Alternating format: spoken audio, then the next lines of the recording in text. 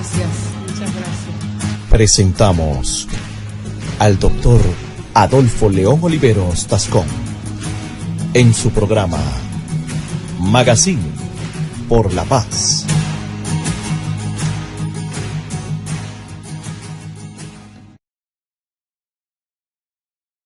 Muy buenas tardes a los amables oyentes de lapazestéreo.com. Estamos en el Magazine por la Paz. Hoy, 5 de mayo de 2017.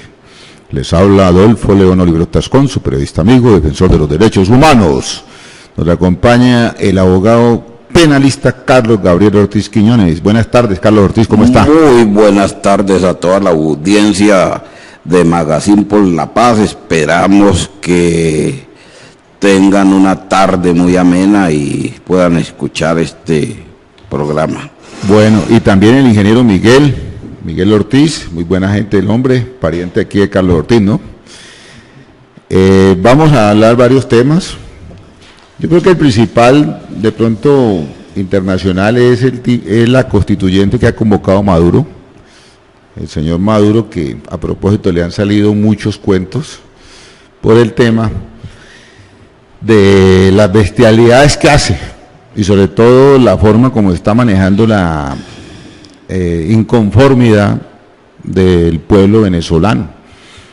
Hay que decir, para entender un poco el problema de Venezuela, que hay dos poderes enfrentados, el poder ejecutivo y el poder legislativo, y de por medio está el poder judicial que está inclinado hacia el ejecutivo. ¿Qué pasa con el legislativo? Pues que resulta que por constitución, por mandato de la constitución, quien aprueba los endeudamientos externos de Venezuela es el Congreso, es la Asamblea que llaman allá, la Asamblea Nacional. Todos sabemos que la Asamblea Nacional allá mayoritariamente la domina la oposición. Nota que el señor Maduro se quedó sin plata y necesita que le aprueben unos créditos urgentemente las entidades crediticias internacionales y de pronto también otros países amigos como China y Rusia. Pero estos países no le sueltan un solo peso, un solo dólar, si el crédito no lo aprueba el Congreso, la Asamblea Nacional. Obviamente la Asamblea dijo que no, porque están en una guerra entre esos dos poderes, dijeron no, y Maduro, con el problema que tiene del petróleo bajito, a precio muy bajo, esta semana creo que está más o menos a 48, 50 dólares el barril, con la deuda externa que tiene y las divisas tan poquitas, según lo que he leído, las divisas de Venezuela en este momento están en 10.000 millones de dólares, que es la más baja que han tenido en los últimos años. Y fuera de eso, pues los organismos internacionales que avalan los créditos tampoco le quieren dar visto bueno. Y eso ha llevado en el fondo, fíjate que todo en el fondo es un problema de plata, Carlos Ortiz. Sí. Porque sin plata usted no hace nada, entonces el gobierno necesita plata para poder oxigenar y aceitar su maquinaria. La oposición, como sabe que el gobierno necesita plata, entonces le dice que no. Entonces, ¿qué propone Maduro? Me parece pues una cosa terrible, porque yo creía que cuando el hombre habló de una constituyente, pues lo mínimo era que esos miembros de la constituyente fueran elegidos por votación popular. Pero no. El tipo habla de que esa asamblea va a estar conformada por 500 miembros, de los cuales 250 los pone él de los grupos esos que él llama las comunas, las comunidades pues que él tiene, incluye sindicatos, incluye los controles en los barrios, etcétera, y los otros 250 los tira para repartírselos entre los demás. O sea que el hombre de entrada va con cara gano yo y con sello pierde usted. Obviamente eso no lo acepta nadie, así como está presentado no lo acepta, porque una constituyente para resolver un problema como el que tiene Venezuela sería una salida buena siempre y cuando se lograra que participara directamente todo el mundo, elegir todos los representantes de la Asamblea Nacional Constituyente, los de la oposición, los gobiernistas, etcétera. Eso sería bueno, ¿por qué? Porque es que la solución en Venezuela está tan tenaz que ese país está polarizado. Ese país allá tiene un porcentaje muy alto de gente que está contra el gobierno de Maduro, pero también tiene un porcentaje de gente, entre eso incluyendo la policía y los militares, y las milicias y el pueblo raso, que están con el gobierno, se están enfrentando. Entonces una constituyente lo que hace es sacar el conflicto de la calle y meterlo a un recinto, donde van a echarse discursos, van a haber exposiciones, van a haber enfrentamientos orales, van a haber de pronto hasta insultos, pero no sale de ahí. Eso sería lo ideal.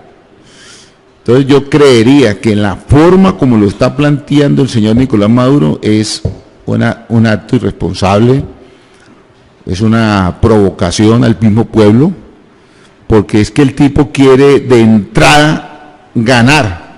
Como si yo a jugar un partido de fútbol y de entrada me dicen, usted arranca perdiendo 2-0. Le digo, no, hermano, yo no arranco perdiendo 2-0, yo pierdo en el campo de batalla, en el campo de fútbol. Pero ¿cómo le vamos a decir a la oposición que ellos de entrada, el oficialismo ya tiene 250 delegados? Eso es una grosería, un atropello. ¿Qué opina usted, Carlos Ortiz? Usted lo ha dicho, que ese país se quedó sin plata y no es sujeto de crédito internacional en este momento. Muy claro lo aportado por usted. Sin plata, pues, no se puede funcionar. Sin plata las mujeres no lo quieren a uno. Sin plata el señor Maduro va a tener ese pueblo en contra. Entonces, está en una situación muy apretada, muy difícil el señor Maduro. Es que es una desfachatez y es un atropello que llama a rebelarse contra esa convocatoria del señor Maduro, donde solamente sus amigos van a elegir a los constituyentes. El señor no solamente arranca con 250 de los 500, sino que dentro de los otros 250 él también metería por lo menos unos 80. Entonces el señor va a tener una constituyente de bolsillo, pues, y él en este momento demostrado está que no es mayoría en ese país, porque es tal la inconformidad que hay en ese país que cualquier elección a la que vaya el señor la va a perder. Entonces el señor no se sincera de eso, porque actúa como un animal, como un salvaje, como un dictador.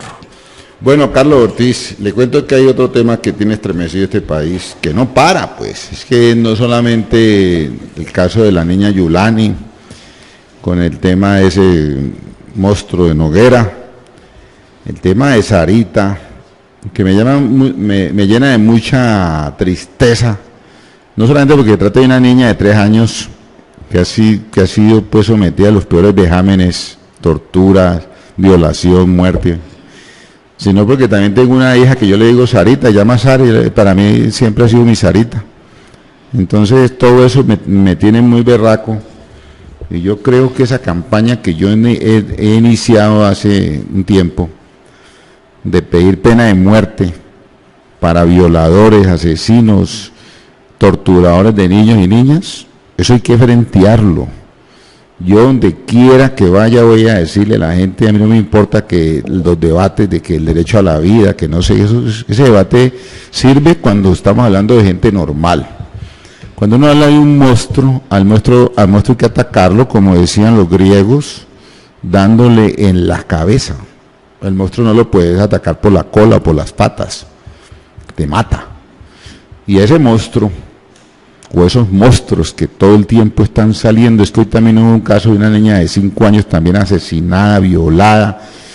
Estamos viviendo una época donde si no se toman unas medidas drásticas, fuertes, que amedranten, que produzcan esa sensación de pavor, pues hay que hacerlo.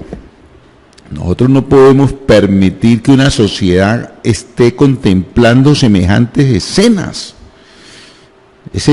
La gente encarnizada, estos miserables escorias humanas que se encarnizan contra los niños y niñas de este país, indefensos, niños indefensos, un niño indefenso, inocente, ingenuo, y estas bestias lo atacan.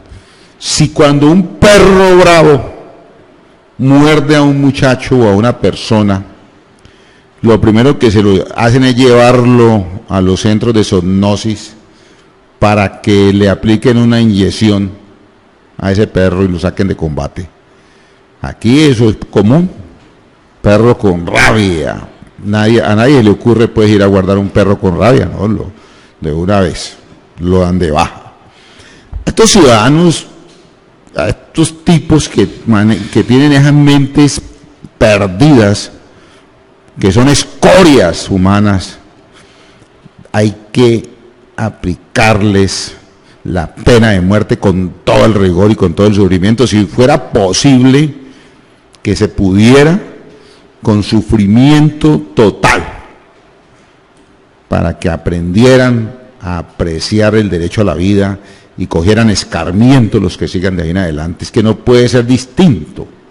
Que cuando en Estados Unidos, por ejemplo, condenan a la pena de muerte a un ciudadano o ciudadana, es para que la familia también de la víctima sienta que hay justicia en ese país, y también para que quienes potencialmente estén pensando en cometer ese tipo de delitos atroces lo piensen 2 o 3 veces. Entonces yo creo que aquí en Colombia estamos en mora. Es que los que han asesinado, han vejado, han violado a la niña Sarita son supuestamente los padrinos de bautismo. Una señora es que Ángela Guerra y un señor Edilberto Rojas Torres fueron capturados en Armero, Guayabal. Imagine usted, Carlos Ortiz, qué tan de mala Sarita que le tocaron esos padrinos, esas padrinas de padrino. Eso es terrible. La mamá de la niña dejó también, pues ella ha estado indagando por el tema y toda la cosa. La mamá la dejó en compañía o el cuidado de los padrinos, de padrino y madrina, con la mediación del Instituto Colombiano de Bienestar Familiar. Entonces ahora me parece muy bien que el procurador le haya pedido o haya ido directamente a las instalaciones de bienestar familiar en el municipio de Guayabal. Eso queda como por Armero.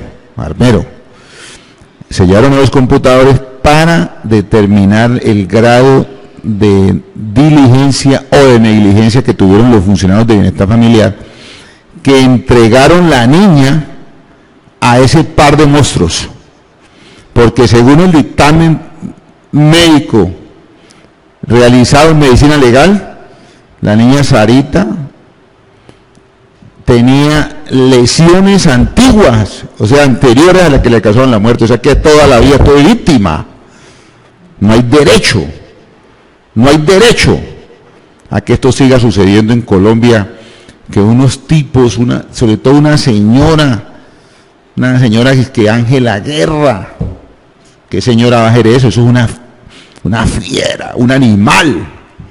Y un tipo de Hilberto Rojas Torres, no puede ser más despreciable ese tipo, porque no encontraríamos una semejanza ni siquiera en las fieras, porque es que yo he visto que las fieras no atacan su propia estirpe. Yo nunca he visto un tigre matando a sus cachorritos, ni un león, ni un caimán, pero resulta que este par de monstruos y esos otros monstruos que están pasando y están sucediendo frecuentemente hacen cosas que solamente las podrá entender no sé quién, pero yo por lo menos no. Yo creería que si en Colombia no tenemos la berraquera de establecer la pena de muerte para estos delitos, nunca vamos a superar esta etapa de salvajismo.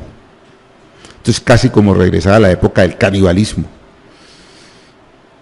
Cuando uno lee, por ejemplo, la historia de América antes de la conquista, inclusive en época de la conquista, hace 500 años, uno veía que entre tribus se cazaban y se mataban y usaban antropofagia, el canibalismo, como la destrucción que hicieron los aztecas de los mayas.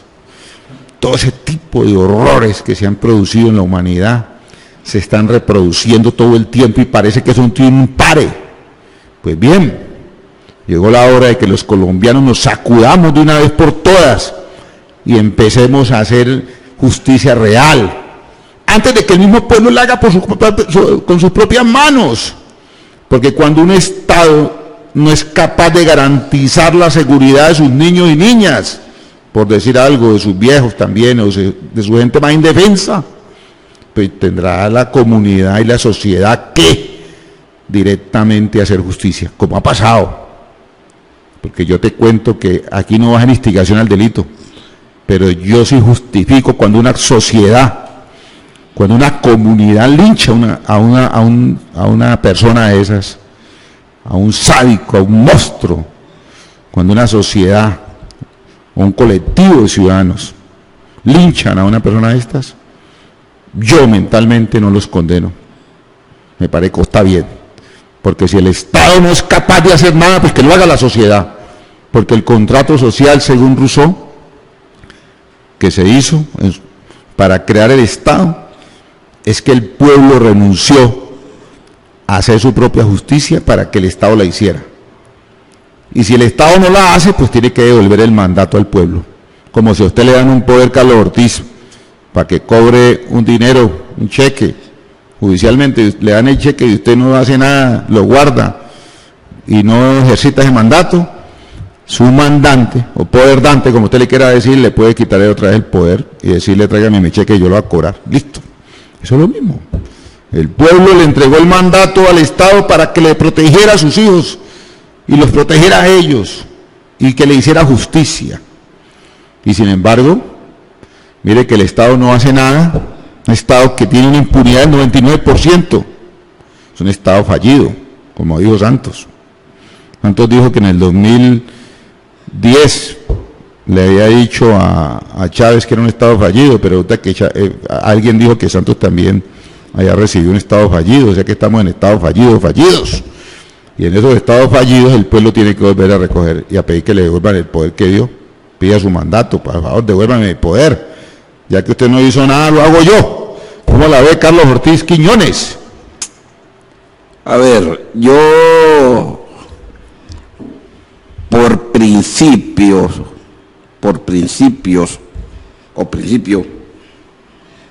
no sería muy amigo de la pena de muerte, que fue creada en este país con la Constitución del 86, pero que finalmente, con una nueva Constitución que se hizo en el año 1910, estando Rafael Reyes en la presidencia, se abolió de nuevo pues la pena de muerte. Recuerde usted que para esa época de pronto al Estado se le fue la mano. Allá hubo un atentado que se llamó el atentado de Arro Colorado contra el general Rafael Reyes, contra la vida del general Reyes, y juzgaron a unos tipos ahí, y después se dieron cuenta que esos tipos, y los juzgaron con la pena de muerte, después se dieron cuenta que esos tipos no tenían nada que ver en esa situación, pero los tipos ya habían sido liquidados, eliminados por el Estado. Todo el Estado se le fue la mano ahí Carlos, en eso de la pena de muerte. Es que la pena de muerte también existió en la época de Simón Bolívar. Yo me acuerdo que cuando el atentado septembrino, que usted está hablando de tanto atentado por ahí, lo primero que hizo Bolívar fue ordenar que fusilaran a los conspiradores. Y al general Tomás Cipriano de Mosquera, cuando le hicieron el juicio en 1850 y tanto, también lo iban a fusilar. Se salvó porque estuvo de buenas, pero también había hecho muchas cosas malas. Bueno, Pero a mí me parece que usted tiene razón en algunas cosas, sobre todo porque los jueces nuestros de pronto son perezosos y son malos para el análisis y para la investigación y todo lo que usted quiera. Pero lo que sí quiero decirle, Carlos Ortiz, es que en estos casos de asesinato, violación de niños, niñas, como lo estamos viendo ahora, no cabe más recurso que pena de muerte. Mandar un tipo de eso a la cárcel, para que con rebajas, con no sé qué, que el jubileo del Papa, salgan a los 5 o 10 años, como pasó con el crimen de Rosa Elvira Celis. Tipo que había sido condenado por lo mismo, salió como a los 4 o 5 años, luego fue y mató a esta niña, a esta señora, allá en Bogotá, en el Parque Nacional. Entonces yo creo que la pena de muerte es supremamente necesaria para contener a estas fieras, a estos monstruos. O de lo contrario, la sociedad misma la que va a tomar medidas. ¿Usted qué opina entonces ya de esta situación tan concreta? No, yo por eso vuelvo e insisto, yo creo que hay una medida muy severa para estos señores que cometen esos vejámenes contra los niños, contra los menores de edad, como es la cadena perpetua. Me parece mejor. Pero Carlos Ortiz, vean, la cárcel no compone a nadie. Usted, que es abogado penalista, sabe muy bien que la mayor universidad del delito es la cárcel. Allá es donde más aprenden. Lo otro es que el Estado no tiene por qué alimentar estas fieras con el erario público. Esas fieras hay que matarlas de una vez, porque un preso de eso le vale a uno 20.000 pesos diarios, fuera de todo lo demás. Una persona que ha hecho o ha desarrollado esas conductas no merece que se le dé un solo peso del erario público, cero. Que hay como los chinos ejecutan al corrupto, ejecutan al violador y le mandan la cuenta de cobro a la familia de la bala que gastaron. Eso tenemos que hacerlo. Lo que pasa es que nosotros aquí andamos con nuevos discursos del derecho a la vida, pero yo pregunto, ¿acaso ese violador le respetó la vida a esa niña? ¿A esa niña indefensa? Ese par de tipos que estamos hablando aquí, Ángela Guerra y Alberto Rojas, ¿acaso le respetaron la vida a Sarita? ¿No tuvieron compasión de ella? ¿Por qué la sociedad tiene que tener compasión con ellos si ellos no tuvieron compasión con un angelito? ¿Por qué tenemos que tener compasión con Rafael Noguera si él no tuvo compasión con Giuliani? ¿Por qué? Dígame usted, ¿por qué yo tengo que tener compasión con un monstruo que no tuvo compasión con un ser humano, indefenso, ingenuo, un angelito que apenas está empezando a vivir? Dígame usted por qué. No, si eso queda entonces para la discusión en la nación, si es conveniente aplicar una medida tan rígida y tan severa como es la pena de muerte. Yo voy a promover un reverendo, Carlos Ortiz, ¿no?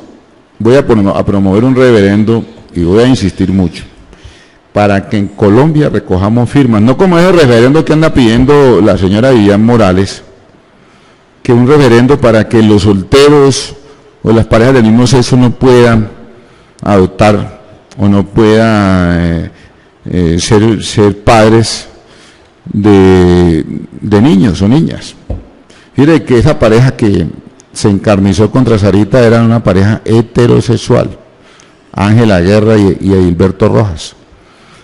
Y entonces resulta que ¿cuál es el argumento que tiene la señora Vivian Morales para decir que las parejas del mismo sexo son malas y las heterosexuales son buenas frente a la adopción? Si estamos viendo que eso es lo contrario. Aquí no hay una sola prueba que le digan a uno que un niño levantado por parejas del mismo sexo o con un soltero o una soltera haya sido víctima como fue Sarita o han sido muchos de los niños víctimas de estos monstruos. Entonces, a propósito de ese referendo de esa señora Vivian Morales, que está haciendo tránsito en el Congreso, que el gobierno colombiano acaba de pedir que se archive, por 2 motivos.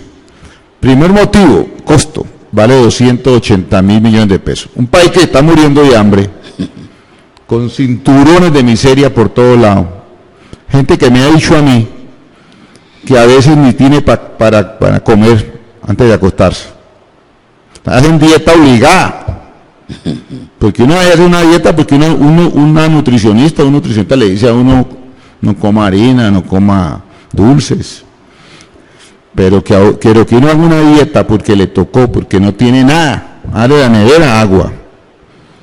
Y no consiguió nada en la calle, no hay empleo, no hay opciones laborales, no hay opción de ingresos. Eso es absurdo. ¿Cómo va a ser posible que en un país donde la gente tiene que acostarse con una aguapanela, anden unos tipos sinvergüenzas, Carlos Alonso Luz y Vivian Morales, pidiendo gastarse 280.000 millones de pesos para, supuestamente, la gente diga si sí o no los solteros o solteras pueden ser padres o madres adoptivos, o las parejas del mismo sexo pueden ser uno madre y padre adoptivo? Eso es un primer error. Ahora, si las iglesias cristianas que le están pidiendo al Congreso que apruebe el referendo, si ellos sacan el billete, los 280.000 millones de pesos, que hay unos tipos que están organizados en una cosa que se llama SEDECOL, un tal Eduardo Cañas, un tal Edgar Castaño, que presidente de la Coalición Apostólica de Colombia, un tal John Milton Rodríguez, presidente de Misión Paz y Universidad CUDES, y Farrila Rahondo, presidente de ASMICET, gente que está no solamente sacándole la plata a las ovejas que ellos llaman las ovejas, mis ovejas, dicen los tipos, quitándole el billete a punta de cuento y carreta. Se hacen elegir porque logran alinear a la gente mentalmente. Llegan al Congreso a echarse al bolsillo la platica que les pagan y llenan de parientes las UTL, unidades de trabajo legislativo. Eso es lo que hacen esos tipos. Yo quisiera que alguien me dijera que uno de esos tipos ha hecho presencia real con unas propuestas que benefician al pueblo colombiano. Ninguno. Y entonces estos tipos ahora quieren hacer politiquería contra una minoría de este país y andan encaramados en esa propuesta, pero resulta que yo quisiera que ellos dijeran, hagan el referéndum y nosotros ponemos los 280.000 millones de pesos, que se pellizquen. Esa iglesia tiene mucha plata, saquen ese dinero que tienen guardado. Están haciendo construcciones millonarias en todas partes. He visto unas iglesias que empezaron en un garaje chiquitico y hoy son unos palacios. Basta ver las que hay por ahí por la avenida Simón Bolívar a mano derecha, por la autopista, por lado y lado, por todos los barrios populares, por todos los barrios de Cali, en Colombia. Iglesias que han hecho auditorios para 5 o 10.000 personas. Bueno, saquen 280.000 millones de pesos y vamos a hacer el referendo, ponga la plata. Y lo segundo es que hay una democracia que respeta a la gente, no va a llamar al pueblo para que le imponga a una minoría una creencia que ellos tienen, una creencia. Si los que más han abusado de los hijos y de los niños y de las mujeres han sido pastores, los han condenado inclusive por delitos contra la sexualidad, y estos tipos dizque promoviendo un referendo para que las parejas del mismo sexo y los solteros y solteras no puedan adoptar. No joda, hola. Entonces yo sí les voy a ir concretamente a estos señores. Es que a uno le da esta risa a Vivian Morales, como decía una senadora, creo que era esta Alessandra, una que está en la Cámara, o una representante de la Cámara, que decía que la hija de Vivian Morales también pertenece a la comunidad LGTB y que parece que hay un problema ahí entre ellos. Y uno no entiende cómo Carlos Alonso Lucio, que viene de ser un hombre que ha estado con todo el mundo, con guerrillos, con paracos, un hombre con cero en conducta, viene ahora a hablar de moralidad, de discriminación, de persecución. A uno le da hasta risa, hombre. Es como Eder Bustamante, que decía que no se imaginaba un exguerrillero en el Congreso, olvidándose que él fue comandante del MIM. Es una cosa, es que este país, yo no sé, todos los días le vienen metiendo el dedo en la boca a uno. La gente cree que los colombianos no tenemos memoria, entonces le dicen a uno, vea que un guerrillero no debería ir al Congreso, pero el tipo está en el Senado y fue guerrillero. ¿Cómo así? Unos pastores de unas iglesias, no en todos, pero sí muchos, que todo el tiempo los viven capturando, enjuiciando y condenando por delitos contra la libertad sexual, delitos contra personas en estado de inferioridad, y ahora andan con el cuento de que un soltero, una soltera o una pareja del mismo sexo no puede adoptar. Hombre, por Dios, ¿hasta dónde hemos llegado? ¿Cómo la ve don Carlos Ortiz? Estoy de acuerdo con usted que eso no tiene presentación. Pedir un referendo y gastarse 280.000 pesos, pues, para 280.000 millones de pesos, pues, para que el pueblo colombiano le dé vía libre a la adopción de parejas del mismo sexo. Eso, como usted lo dice, pues que se toquen el bolsillo, y si están tan ansiosos de hacer un referendo de esos, que saquen la plata de su bolsillo, pero que no embarquen a la sociedad, que no embarquen al pueblo colombiano a que tiene que sufragar esos 280.000 millones de pesos para ese tipo de consultas. Eso no tiene presentación. Eso lo mejor es lo que ha pedido el gobierno nacional, de que no darle vía libre a eso y que archiven ese dinero, esos 280.000 pesos más bien. 280.000 pesos. 280.000 millones de pesos más bien se pueden utilizar haciendo un referéndum para ver si en Colombia se implanta la pena de muerte para algunos delitos atroces como los que hemos venido relacionando y mencionando, y entonces eso sería mucho mejor. Sí, don Carlos Ortiz, me parece que usted tiene razón. Y por último le voy a contar lo siguiente. Resulta que el exministro, porque yo digo el ministro porque ya va a renunciar, sino que aquí los ministros hacen política todo el tiempo y luego dicen que no están haciendo política. El señor Cristo, que tiene este apellido de Cristo, ¿no? Ministro del Interior, Juan Fernando Cristo. Pariente suyo. Anda con el cuento, pues, el hombre que va a presentar un proyecto de ley para prohibir las corridas de toros, las corralejas, todo, seguramente hasta las peleas de gallos. Lo que yo creo es lo siguiente, hombre, es que me parece que en este caso lo que hay es un tema de ignorancia, porque es que nosotros tenemos unas tradiciones que nos llegaron de muchos años atrás, casi que comienzos del siglo XIX, nosotros ya teníamos la tradición de los toros, los gallos, corralejas, y eso ha sido visto como una expresión artística. Así mucha gente le pregunte a uno que qué va a ser arte, pero que los que saben del tema, los de la tauromaquia, hombre, es que los artes o las artes son distintas. Hay gente que cree que arte solamente es pintar o cantar o escribir poesía. No, arte también puede ser moldear figuras, hacerle pases a un animal bravo, etcétera.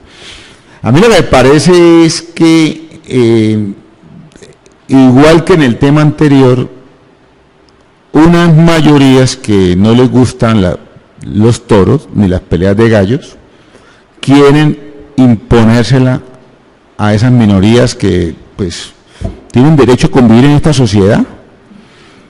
Es que las sociedades se caracterizan por ser pluriculturales.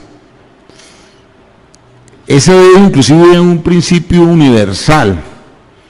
Las sociedades hegemónicas, por regla general, son fascistas o proponen modelos fascistas. Por lo menos Hitler quería una sociedad homogénea en raza, y por eso llevó a los hornos crematorios a los judíos, a los gitanos, a los homosexuales, a mucha gente, inclusive a los eslovacos, a los polacos y a toda esta gente de la Europa Oriental. Y mire, a dónde llega el tema de la hegemonía, llega a la discriminación. Entonces, los que tienen mayorías en una coyuntura X, se la montan a unas minorías, los discriminan y los matan.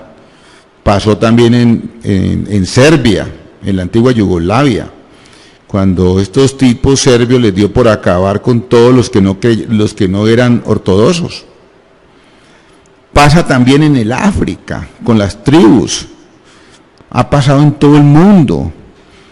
Es que el problema nuestro, Carlos Ortiz, es discriminar al otro, no entender al otro. Entonces, los que tienen la mayoría relativa en un momento dado la quieren montar a los que no la tienen.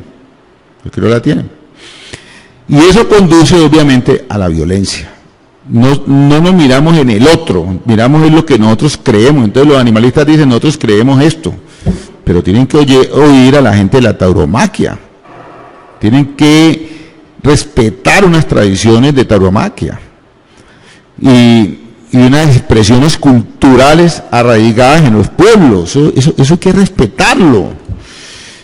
Me parece a mí que cuando se empieza a manejar esa política de la discriminación, lo único que estamos haciendo es aumentar la violencia. Si usted, por ejemplo, acaba las corridas de gallos, las peleas de gallos, tenga la seguridad que la gente la va a seguir haciendo, pero ya van a ser clandestinas. Si usted prohíbe las corridas de toros, tenga la seguridad que las van a seguir haciendo de manera clandestina. Como está organizado en este momento el sistema, se puede hablar de que la corrida de toros es un acto formal donde participan muchos actores y vive mucha gente de eso, periodistas, toreros, cuadrillas, vendedores ambulantes, etcétera, etcétera. El Estado también recauda impuestos.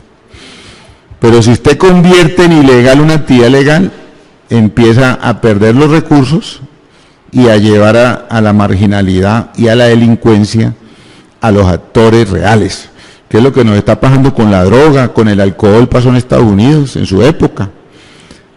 La mafia de comienzos del siglo XX en Estados Unidos no era una mafia de coca ni de marihuana, era una mafia de whisky, de alcohol, porque a la gente en Estados Unidos le ocurrió cambiar la Constitución y prohibir el consumo de alcohol. Eso dio lugar a que naciera Al Capone y una cantidad de tipos que estuvieron haciendo mucho daño en ciudades importantes como Chicago, Nueva York, Los Ángeles, etcétera. Si nosotros vamos a pretender llevar a la ilegalidad actividades que se consideran culturales y artísticas por un sector importante de la sociedad, tanto colombiana como del mundo entero, pues vamos a conseguir es que estos personajes vayan al mundo de la ilegalidad con todas las consecuencias que ello trae. ¿Cómo la ve, Carlos Ortiz? Yo no le veo futuro a ese proyecto de ley que acaba de presentar el ministro. Está haciendo eco de el señor Petro, que también es uno de los que pulula por la abolición de las corridas de toros. Eso es como todo. Sí, pues la gente tiene sus hobbies, tiene sus inclinaciones. Unos les gusta determinada actividad, a otros les gusta otra y así. Lo mejor que puede hacer uno en estos casos, si no le gusta la corrida de toros, es no ir a toros. Y viene Carlos Ortiz que si el problema es el sufrimiento del animal, aquí le venden a uno un discurso poco sólido. Yo no conozco el primer marrano cerdo que muera contento, pues. Yo que he estado de personero en pueblos, sobre todo en el municipio de Dagua, allá cuando los marranos los van a matar, hermano, es con puñalada. El ganado. Esa carnita que usted come, la vaquita nos la han matado pues con eutanasia. Eso la han matado con corrientazos, hasta le pegan puñalada también. Las gallinas, hermano. Cuando usted va a comer un sancocho de gallina, a pobre gallina le cortan el pescuezo. Los pollos. Hasta los peces, hermano. Yo conozco pescadores que sacan un pez del agua, lo tiran encima de una canoa y ese pez se demora como 1 hora muriendo, de 2 horas, por falta de oxígeno, del oxígeno de ellos allá en el agua. Entonces, hermano, si vamos a decir que el argumento es sufrimiento, pues entonces que no se mate ningún animal, ninguno, porque todos sufren. No conozco el primero que iba feliz, pues que lo maten. No conozco el primero. No he visto marranos riéndose, vacas riéndose, después de la pelona. Entonces ese argumento me parece muy débil, muy frágil, muy, por no decir una palabra fea, muy chimbo. Porque mire, Carlos Ortiz, ¿usted conoce algún animal que esté feliz cuando lo están matando? No, nada, de ninguna manera, por nada del mundo. Usted mataba muchas gallinas, a pedrada. Yo me recuerdo que aquí nomás en el matadero de Cali, que quedaba por acá por la autopista suroriental, en donde queda hoy la sede administrativa de Confandi, esas vacas las tiraban a la electricidad, ya las empujaban y todas las cosas, la electricidad para matarlas, pero entonces eso no era como... Pero usted mataba gallinas a punta de piedra, cuando maté gallinas y todo eso, y entonces ese argumento es sutil. Pero contame una cosa, Carlos Ortiz, vos cuando matabas esas gallinas que te robabas ahí en Siloé, esas gallinas estaban contentas cuando le pegabas esa pedrada. No, nada, contentas en el estómago ya. No, pero ella no se ponía contenta en el estómago. ¿Quién se ponía contenta con la gallina en el estómago? No, pues uno, que era el que usted se estaba comiendo ya. Ah, bueno, Carlito Ortiz. Mire que Carlos Ortiz es un berraco. Lo mataba de cualquier manera. Bueno, mis queridos amigos, ya sabemos que Carlos Ortiz era un matador de gallinas a piedra, Río Pance y Siloé. Las gallinas eran felices, pero antes de que las mataran, cuando las estaban matando, estaban llorando. Prohibamos entonces la muerte de todos los animales y acabemos con la comida como dice del ser humano. Como dice la señora Elvia Toro, que no se come nada que tenga ojos, entonces que nadie vuelva a comer cosas que tengan ojos. Bueno, nos despedimos con todo cariño de los oyentes de lapazstereo.com. Nos vemos la próxima semana. Despide Carlos Ortiz. Agradecerle al ingeniero Miguel y a todos los oyentes por habernos escuchado y nos veremos en la próxima oportunidad. Muchas gracias. Gracias, muchas gracias. Hasta aquí su programa, Magazine por la Paz, con la conducción del doctor Adolfo León Oliveros Tascón.